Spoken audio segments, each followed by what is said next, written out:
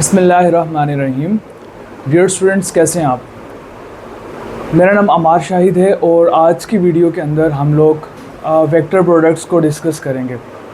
जैसे कि last video में हमने पढ़ा था कि वेक्टर प्रोडक्ट्स को हम क्रॉस प्रोडक्ट भी कहते हैं, और ये भी पढ़ा था कि दो वेक्टर्स को अगर हम मल्टीप्लाई करें और आंसर के अंदर अगर हमारे पास एक वेक्टर क्वांटिटी आ जाए तो वो जो आंसर हमारे पास होगा उसे हम वेक्टर प्रोडक्ट कहेंगे। आज हम इसी वेक्टर प्रोडक्ट को तफसील के साथ, एक्सप्लेनेशन के साथ पढ़ेंगे। तो सबसे पहले हम समझते हैं कि वेक्टर प्रोडक्ट की डेफिनेशन क्या है, फिर हम मज़ीद आगे चलेंगे। जैसे कि यहाँ लिखा हुआ है, the vector product of two vectors A and B is a vector, यानी ए और बी का जो वेक्टर प्रोडक्ट बी एक क्या है, वेक्टर है, right. Which is given as और defined as A cross B equals to A B sine theta, और साथ में हम एन यूनिट वेक्टर लगा देते हैं। ठीक है, देखें, पर प्रीवियस वीडियो के अंदर भी हमने ये बात की थी कि अगर हमारे पास ये जैसे देख रहे हैं ए के ऊपर एक हेड लगा हुआ है, arrow head, it means that अभी ये ए का वेक्टर रिप्रेजेंट कर रहा है। लेकिन यहाँ पे ए देखें तो ये हमारे पास क्या है, जस्ट मैग्नीट्यूड है। ठीक है, इसी तरह से अब यहाँ तक ए भी मैग्नीट्यूड, बी मैग्नीट्यूड और साइन थीटा, ये सारा का सारा फैक्टर जो है ये हमारे पास जस्ट मैग्नीट्यूड है। अगर हमने किसी भी मैग्नीट्यूड को वेक्टर बनाना हो तो हमें यूनिट वेक्टर का यूज़ करना पड़ता है, और यूनिट वेक्टर किसी भी वेक्टर को डायरेक्शन देता है। Is it clear? अब यहाँ पर हमारे पास वेक्टर प्रोडक्ट के अंदर जो यूनिट वेक्टर होता है उसे हम कहते हैं नॉर्मल वेक्टर या एन वेक्टर कहते हैं, नॉर्मल यूनिट वेक्टर कहते हैं। अब सवाल ये है कि ये नॉर्मल यूनिट वेक्टर क्या है? Normal unit vector is perpendicular to the plane containing A and B, right. एक ऐसा प्लेन जिसके अंदर ए और बी मौजूद हैं, उसके परपेंडिकुलर कोई भी एक वेक्टर होगा उसे हम क्या कहेंगे, नॉर्मल। अब चूंकि उसका अगर मैग्नीट्यूड 1 होगा तो उसे हम नॉर्मल यूनिट वेक्टर कहेंगे। इसको एक और मिसाल से समझते हैं। मिसाल के तौर पर हमारे पास ये एक रेक्टेंगुलर प्लेट है, obviously we can consider it a plane, right. सबसे पहले मैं एक सवाल आपसे करता हूँ। देखें, ये आपके पास फ़र्ज़ कर लें ये वाली साइड 3 है और ये वाली साइड 5 है, राइट। अगर मैं आपसे कहूँ कि इसका एरिया क्या है तो आप कहेंगे यस 3 × 5 इक्वल्स टू 15, तो इसका एरिया कितना आ गया, 15। अब एरिया की जो डायरेक्शन है वो एक जो यूनिट वेक्टर है, बीइंग यूनिट वेक्टर, इसकी जो डायरेक्शन है तो वो नॉर्मल के अलॉन्ग होगी। अब नॉर्मल क्या है, ये एक प्लेन है, जैसे ये मार्कर पर कंसिडर कर सकते हो आप। इस मार्कर को आप देख रहे हो कि ये इस प्लेन के बिल्कुल परपेंडिकुलर पड़ा हुआ है, तो ये marker it can be considered as a normal vector, right. Good. इसी तरीके से अगर मैं फ़र्ज़ कर लो एरिया की ओरिएंटेशन चेंज कर दूं, मिसाल के तौर पर मैं इस एरिया को ऐसे कर दूं, अब नॉर्मल वेक्टर ये हो जाएगा, राइट। इसी तरह ओरिएंटेशन चेंज कर दूं तो नॉर्मल वेक्टर ये हो जाएगा, राइट। तो नॉर्मल वेक्टर किसी भी एरिया के ऊपर या किसी भी प्लेन के ऊपर एक ऐसा वेक्टर होता है जो उस प्लेन के परपेंडिकुलर होता है, 90 डिग्रीज़ का एंगल बना रहा होता है। अगर वही नॉर्मल वेक्टर यूनिट हो, यानी उसका मैग्नीट्यूड 1 हो, तो उसे हम नॉर्मल यूनिट वेक्टर कहते हैं। सो व्हाट, हम आगे चलते हैं। अब जब भी हम मैग्नीट्यूड के साथ क्या लगा देंगे, नॉर्मल यूनिट वेक्टर, तो ये ओवरऑल जो हमारे पास आंसर होगा ये एक वेक्टर बन जाएगा। Is it clear?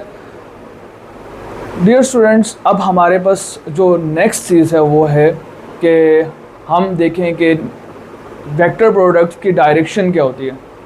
Vector products की डायरेक्शन को समझने के लिए या हमें उस डायरेक्शन को स्पेसिफाई करने के लिए हमारे पास एक रूल है जिसे हम राइट हैंड रूल कहते हैं। सपोज़ हमारे पास कोई भी दो वेक्टर्स हैं ए एंड बी, हम चाहते हैं कि इनका क्रॉस प्रोडक्ट फाइंड आउट करें। तो सबसे पहले हमें क्या करना होगा कि इन्हें कॉमन ओरिजिन पर लेके आना होगा, यानी हम इन दोनों की टेल्स को मिला देंगे। जैसे आप देख सकते हैं कि हम लोगों ने इन दोनों वेक्टर्स की टेल्स को आपस में मिला दिया। ए और बी को। अब अगर हम ए क्रॉस बी फाइंड आउट करना चाहें तो हम क्या करेंगे, ए से बी तक एक कोई एंगल बनाएंगे। अब अगर गौर करें तो ए से बी तक कोई भी जो एंगल हम बना सकते हैं उसकी दो पॉसिबिलिटीज़ हैं। या तो ये कि ए से बी तक हम इस तरह से मूव करें, या फिर ए से बी तक हम इस तरह से मूव करें। अब आप देख सकते हो कि दो तरीके से हम ए से बी की तरफ मूव किया है, लेकिन इन दोनों में से स्मॉलेस्ट पॉसिबल जो एंगल है वो कौन सा है? ये वाला तो लार्जेस्ट है, अलबत्ता जो स्मॉलेस्ट है वो ये वाला है, राइट। जो स्मॉलेस्ट पॉसिबल एंगल हम बना चुके हैं, इसकी डायरेक्शन में हमने राइट हैंड की फिंगर्स को कर्ल करना है। अब देखें ये एंगल है, इसी डायरेक्शन में हम इसको कर्ल करेंगे, तब हमारा जो अंगूठा है थंब वो क्या इंडिकेट करेगा, ए क्रॉस बी की डायरेक्शन। इज इट क्लियर और not? Place the tails of A and B together to define a plane.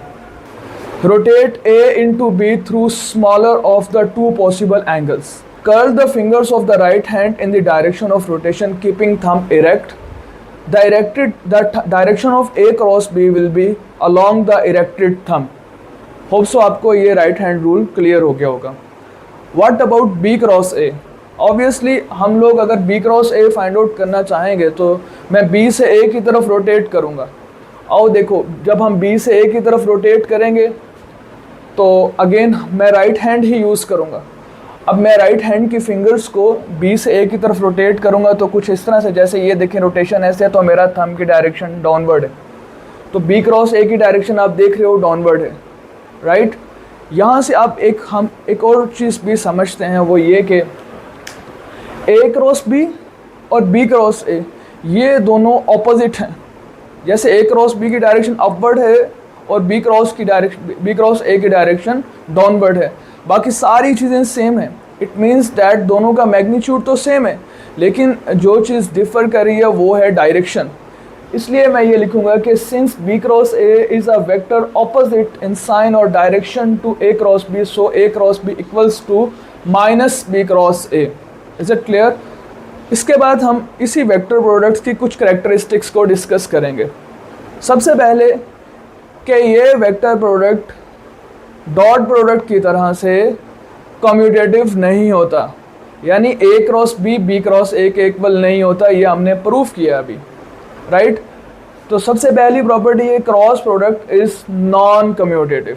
It means that A cross B is not equal to B cross ए।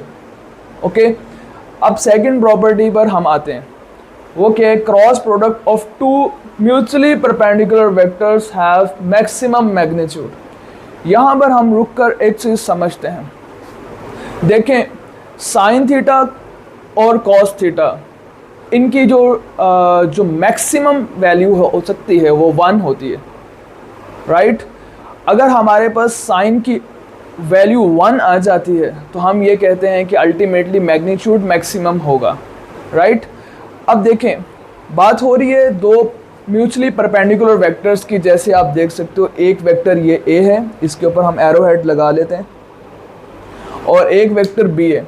अब ए और B आपस में 90 degrees का angle बना रहे हैं, यानी कि ये दोनों आपस में परपेंडिकुलर हैं।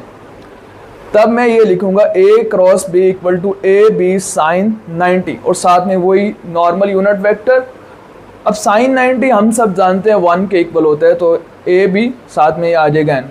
इस एन लगाने का मतलब ये है कि अभी भी इसकी जो डायरेक्शन है। Is it clear? अब हम मज़ीद आगे चलते हैं। यूनिट वेक्टर जो हमारे पास यूनिट वेक्टर्स जैसे आई जे के, इनके तनाजुर में देखें तो फिर हमारे पास परपेंडिकुलर वेक्टर्स कैसे होंगे, ठीक है। परपेंडिकुलर वेक्टर्स का क्रॉस प्रोडक्ट कैसे होगा ये देखते हैं। देखें, हम लोग ये जानते हैं कि हमारे पास 3 कोऑर्डिनेट्स होते हैं, एक्स वाई और जेड। एक्स 3 एक्सिस होते हैं, एक्स वाई और जेड। एक्स एक्सिस के अलॉन्ग जो यूनिट वेक्टर होता है उसे आई कहते हैं, वाई के अलॉन्ग जो होता है उसे जे, और जेड के अलॉन्ग जो होता है उसे हम क्या कहते हैं? के कहते हैं। जैसे आप देख सकते हो, ये एक्स के अलॉन्ग हमने लिख दिया आई, वाई के अलॉन्ग जे, और जेड के अलॉन्ग के। इसी तरह से अगर हमारे पास ये सेंटर में ओरिजिन है तो एक्स का बिल्कुल जो ओरिजिन के उस तरफ वाली साइड -x हो जाएगी, y के ओरिजिन से उस तरफ वाला जितना भी लाइन है उसके जितने भी पॉइंट्स हैं वो नेगेटिव हो जाएंगे। इस तरह z ऊपर की तरफ पॉजिटिव है, नीचे की तरफ क्या हो जाएगा, नेगेटिव। Is it clear? अब हम ये देखेंगे कि i क्रॉस j किसके इक्वल होता है। पहले नंबर पर ही जैसे कि i क्रॉस j लिखा तो है मैंने ये k, लेकिन इसको समझ लेते हैं ज़रा। देखें i क्रॉस j मालूम करने के लिए मुझे i से j की तरफ राइट हैंड को रोटेट करना पड़ेगा। देखें i मेरे पास ये है और j ये है।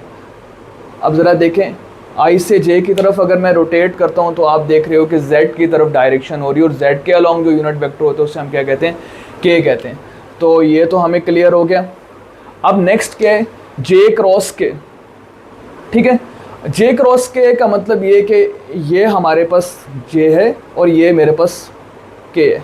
अब मैं j से k की तरफ अपने राइट हैंड को रोटेट करूँगा तो आप देख रहे हो कि ये बाहर की तरफ आ रहा है। अब ज़ाहिर बात है कि वो हमारे पास बाहर की तरफ एक्सिस करने की सिचुएशन नहीं है, तो इट मीन्स ये साफ नज़र आ रहा है कि ये x की तरफ होगा। तो j क्रॉस a किस तरफ आ गया, i। j cross a equal to i आ गया। इसी तरह से अब नेक्स्ट है k क्रॉस i। देखो k कौन सा है, ये, और ये k क्रॉस i। अब देखें अगर मैं k को i की तरफ रोटेट करूं तो ये मेरे पास y की डायरेक्शन बन रही है, जो कि y क्या होते हैं, j। तो k क्रॉस i किसके इक्वल हो गया, j। Is it clear? इसी तरीके से अगर मैं इनको i क्रॉस से है j क्रॉस i करूं तो ये माइनस हो जाए, क्योंकि हम जानते हैं a cross b minus b cross a को इक्वल होता है। इसका मतलब i क्रॉस j का जो आंसर आएगा उसका नेगेटिव आएगा j क्रॉस i का है। तो j क्रॉस i किसके इक्वल आ गया, minus k cross j, j cross k i के इक्वल है तो k cross j minus i k cross i j के इक्वल है तो i cross k minus j के इक्वल आ गया। Is it clear? वेल, अब ज़ाहिर बात है कि हम लोग बाज़ औक़ात बल्कि अक्सर औक़ात ही हमारे पास टाइम कम होता है, ये इतना बड़ा वेक्टर्स बना, ये सारा कुछ बनाना और फिर बार बार ये देखना, ये बहुत मुश्किल हो जाता है। इसलिए हम एक इसके लिए एक आसान सा कोई मेथड डिवाइस करते हैं। वो ये है कि हम एक सर्कल बना दें, ठीक है, जिसको एक रोटेशन देते हैं। पहले i लिख देते हैं, j और ये फिर k लिख देते हैं। अगर हम कोई भी दो वेक्टर्स इस रोटेशन के अलॉन्ग लेंगे तो आंसर हमेशा तीसरे वाला वेक्टर आएगा। मिसाल के तौर पे i क्रॉस j लेंगे तो k आ जाएगा, j क्रॉस k लेंगे तो i आ जाएगा, ओके, और k क्रॉस i लेंगे तो j आ जाएगा। लेकिन अगर हम रोटेशन के उल्ट जाएंगे तो हमारे पास आंसर माइनस में आएगा। जैसे मिसाल के तौर पे i क्रॉस k लिया तो माइनस j आ गया, राइट, जैसे आप ये देख सकते हो। इसी तरीके से k क्रॉस j लिया तो माइनस आ गया, माइनस i आ गया। इसी तरह से j क्रॉस i लिया तो माइनस k आए। ये हम रोटेशन के उल्ट जा रहे हैं। Is it clear? अब तीसरे नंबर पे हम पढ़ेंगे क्रॉस प्रोडक्ट ऑफ पैरेलल और एंटी पैरेलल वेक्टर्स। ठीक है, हम लोग जानते हैं पैरेलल और एंटी पैरेलल। पैरेलल का मतलब होता है 0 डिग्रीज का एंगल बना रहे हैं। जैसे ये a और b आपस में पैरेलल हैं और कितना एंगल बना रहे हैं, 0 डिग्रीज। और इसी तरह से a और b आपस में 180 डिग्रीज का एंगल बना रहे हैं। 180 डिग्रीज और 0, इनका साइन 0 के इक्वल होता है। साइन 0 भी 0 होता है, साइन 180 डिग्रीज भी 0 होता है। इसलिए मैं कहूँगा cross product of two parallel और anti parallel vectors is a null vector. यहाँ पे मैंने 0 नहीं कहा, बल्कि क्या कहा, इनका आंसर क्या होता है, एक नल वेक्टर होता है। ठीक है, 0 एक स्केलर क्वांटिटी है, एक स्केलर है, एक स्केलर नंबर है। जबकि एक ऐसा वेक्टर जिसका मैग्नीट्यूड 0 हो बट आर्बिट्रेरी डायरेक्शन हो, उसे हम क्या कहते हैं, null vector. Is it clear? तो हम यहाँ ज़्यादा प्रेफर करेंगे a cross b equal to a b sine 0 और साथ में n भी लगा देंगे और 0 साथ में एक ये डायरेक्शन भी मिल रही है उसको, और अल्टीमेटली ये क्या आ जाएगा, नल वेक्टर आ जाएगा। इसी तरह से साथ में ये भी हमारे पास a क्रॉस b जब अगर एंटी पैरेलल होंगे तो वो भी हमारे पास क्या होगा, नल वेक्टर आ जाएगा। Is it clear? अब हम आगे चलते हैं। नेक्स्ट आखिरी प्रॉपर्टी है वो ये है कि a क्रॉस b का जो मैग्नीट्यूड होता है, a क्रॉस b का मैग्नीट्यूड किसके इक्वल होता है, एरिया ऑफ पैरेललोग्राम के इक्वल होता है। अब सवाल ये है कि पैरेललोग्राम क्या होता है। पैरेललोग्राम एक ऐसी शेप होती है जिसकी ऑपोजिट साइड्स क्या होती हैं, पैरेलल होती हैं। जैसे मिसाल के तौर पर आप देख सकते हो ये पैरेललोग्राम है, राइट। आप देखोगे ए क्रॉस बी का जो मैग्नीट्यूड है वो किसके इक्वल है, एरिया ऑफ पैरेललोग्राम। और वो पैरेललोग्राम किस तरह बन रहा है, अगर हम ए और बी को एडजेसेंट साइड्स के तौर पर लें तो तब हमारे पास जो पैरेललोग्राम बनेगा उसका एरिया किसके इक्वल होगा, ए क्रॉस बी के मैग्नीट्यूड के। होप सो ये बात क्लियर होगी। अब हम नेक्स्ट चलते हैं इनकी कुछ एग्जांपल्स की तरफ। सबसे पहली एग्जांपल है टॉर्क।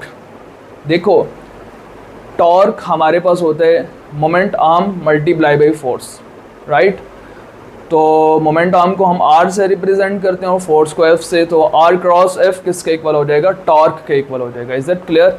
मेरे पास कोई बॉटल है, उसको एंटी क्लॉकवाइज रोटेट करें तो वो किस तरफ आती है, अपवर्ड मूवमेंट करती है। इसका मतलब टॉर्क की कोई ना कोई डायरेक्शन है जो अल्टीमेट हमारे पास प्रोडक्ट आ रही है। इसी तरह से अगर मैं किसी भी बॉटल को क्लॉकवाइज रोटेट करता हूँ तो वो डाउनवर्ड मूव करती है। इट मीन्स दैट वो टाइटेंड हो जाती है, ठीक है। इट मीन्स दैट के जो हमारे पास टॉर्क है उसकी डायरेक्शन है डाउनवर्ड है चाहे। Is it clear. इसी तरह से हमारे पास जो नेक्स्ट है एग्जांपल वो है मैग्नेटिक फोर्स की। ओके, जब भी कोई भी चार्ज मैग्नेटिक फील्ड के अंदर आता है एक ख़ास स्पीड के साथ, तो मैग्नेटिक फील्ड उस पर फोर्स एक्सर्ट करती है जिसे हम मैग्नेटिक फोर्स कहते हैं।